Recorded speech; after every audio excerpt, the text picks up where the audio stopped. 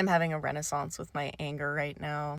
I have spent my whole life so anger suppressed.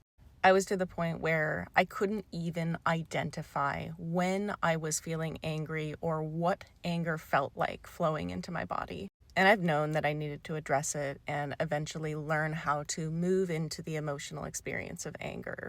And trying to feel this has shown me so much about the overall level of emotional literacy in our culture. When I look up how to feel anger or somatic exercises to feel anger, what comes up is all these meditations and techniques for how to get rid of your anger. Here is how to calm down. Here is how to move out of anger. And I'm like, no, I want you to sit with me and help me move into the emotional experience of anger. I want you to teach me how to bring that in. And as I am doing this work and getting comfortable feeling anger and really practicing with it and finding safety with it, I'm finding that there are so many experiences in my life I didn't know I was avoiding. I was avoiding any kind of competitive game or activity in which I could possibly lose because the experience of losing would bring up anger, and that was not a comfortable experience in my body. I have had to tiptoe around people and make sure that I didn't bring anyone into conflict with me, because if I had to confront conflict in the moment, I would freeze up. I would have zero safety with anger. I come from a lot of bullying in my middle school years, and what I'm realizing is I did not want to show the bullies that they got to me by showing my anger, because anger is such a vulnerable emotion. It is saying, you got my goat. You got to me, and I'm showing it to you. So because I had no outlet for anger and no safety with it, I dealt with everything in my life through passivity. I don't care about that. I don't have an opinion. I don't particularly want anything. I don't have any attachment to anything. Oh, you're going to bully me and berate me and make my life hell? I'm going to pretend like I don't care. To deal with anger like that is such a trauma to the body, because anger comes up and says, hi, I'm here to protect you and help you stand your ground.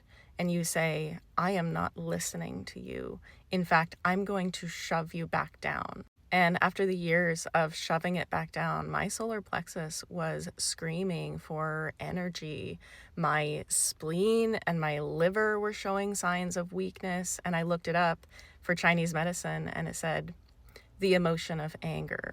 And now that I am flowing anger through my body and feeling the energy of anger in my body, my energy levels are better, my body temperature has been better, my digestion is better, and it feels like I am like flowing steam through some pipes that haven't been used in years. It's so fascinating.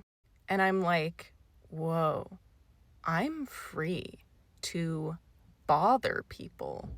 I can say things that irritate people because now I'm willing to bring my anger into my body. I actually have a bully in my life right now. It's not someone who outright bullies me, but it's someone who triggers the bullying in me and makes me feel frozen.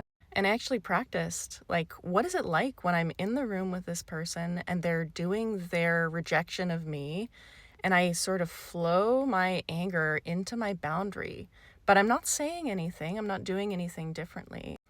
What I found is that that bully person reacted to me differently. They gave me more space.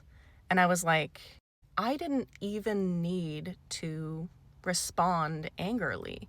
I just needed to flow the healthy anger into my boundary. And possibly I may need to say, hey, that really bothered me what you said, or add some communication to it. But just the way that this is changing my physical body and my experience of life, we need to be teaching emotional skills and emotional literacy. This is just a automatic pattern that I have had, that I'm clearly working through, that's like just clearly a very old program for me, and it's like changing everything, and it's just like a total renaissance with anger for me.